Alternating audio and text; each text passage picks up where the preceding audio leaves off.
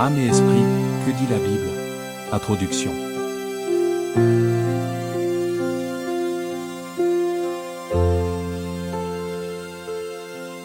Présentation du sujet.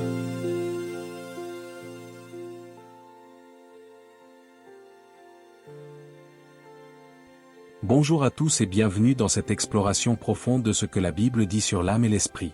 Aujourd'hui, nous allons plonger dans une question qui intrigue les chrétiens depuis des siècles. Quelle est la différence entre l'âme et l'esprit? Sont-ils la même chose? Ou y a-t-il une distinction subtile que la Bible nous révèle? Dans cette vidéo, nous allons examiner des textes bibliques, explorer les points de vue théologiques, et réfléchir à ce que cela signifie pour notre vie spirituelle.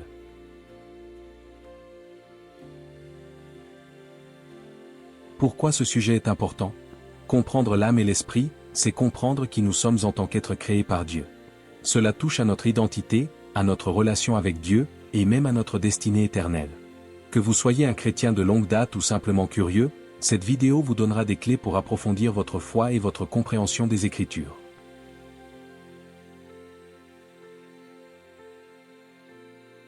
Nous commencerons par définir les termes âme et esprit dans leur contexte biblique. Ensuite, nous examinerons des passages clés de l'Ancien et du Nouveau Testament. Nous explorerons aussi les débats théologiques, comme la vision dichotomiste versus trichotomiste. Enfin, nous réfléchirons à l'application pratique, comment ces vérités impactent notre vie quotidienne. Engagement avec le public. Avant de commencer, dites-moi en commentaire, que pensez-vous de l'âme et de l'esprit? Avez-vous déjà réfléchi à leur différence? Et si vous voulez en savoir plus sur un passage précis, mentionnez-le, je lirai vos commentaires. Allez, on commence. L'âme dans la Bible. Le mot hébreu néphesh apparaît plus de 700 fois dans l'Ancien Testament. Il peut signifier vie, personne, ou être vivant. Par exemple, dans Genèse chapitre 2 verset 7, l'homme devint une âme vivante. Cela suggère que l'âme est liée à la vie physique et à l'identité personnelle. Dans le Nouveau Testament, psyche, grec, est utilisé de manière similaire, comme dans Matthieu chapitre 16 verset 26, que sert-il à un homme de gagner le monde s'il perd son âme?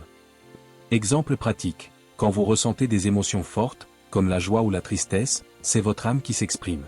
Votre âme, c'est vous dans votre unicité. L'esprit dans la Bible. Le mot ruach, hébreu, signifie souffle, vent, ou esprit.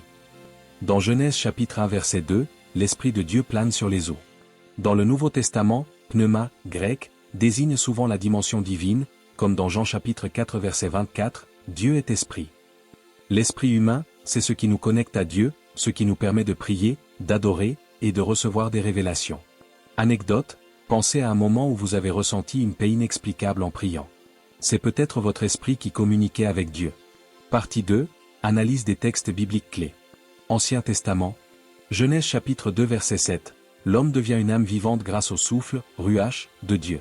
Cela montre que l'âme et l'esprit sont interconnectés dès la création.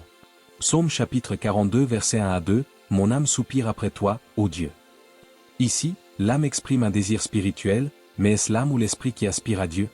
Ecclésiaste chapitre 12 verset 7, la poussière retourne à la terre, et l'esprit retourne à Dieu. Une distinction claire entre le corps et l'esprit, mais où est l'âme? Nouveau Testament. Hébreux chapitre 4 verset 12, la parole de Dieu pénètre jusqu'à la division de l'âme et de l'esprit. Ce verset est central pour les trichotomistes, car il suggère une distinction. 1 Thessaloniciens chapitre 5 verset 23, que votre esprit, votre âme et votre corps soient sanctifiés.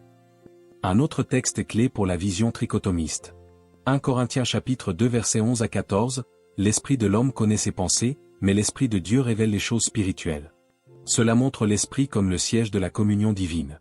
Comme synthèse et réflexion. Ces textes montrent que l'âme et l'esprit ont des rôles distincts mais complémentaires. L'âme semble liée à notre personnalité et à nos émotions, tandis que l'esprit est notre connexion à Dieu.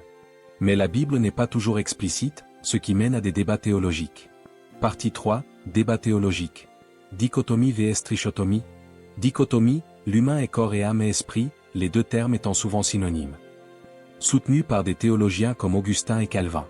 Basé sur des textes comme Matthieu chapitre 10 verset 28, ne craignez pas ceux qui tuent le corps mais ne peuvent tuer l'âme. Trichotomie, l'humain est corps, âme et esprit. Soutenu par des théologiens comme Watchman Nee, basé sur Hébreux chapitre 4 verset 12 et 1 Thessaloniciens chapitre 5 verset 23. Avantages et limites de chaque vue, avec exemple biblique. Implication théologique. Sur la salvation, l'âme est-elle sauvée seule, ou l'esprit aussi? Référence à Jean chapitre 3 verset 6, ce qui est né de l'esprit est esprit. Sur la vie après la mort, où vont l'âme et l'esprit après la mort? Référence à Luc chapitre 23 verset 46, Jésus remet son esprit à Dieu. Sur la sanctification, comment sanctifier son âme et son esprit? Référence à Romains chapitre 12 verset 2, renouvellement de l'intelligence. Perspective historique.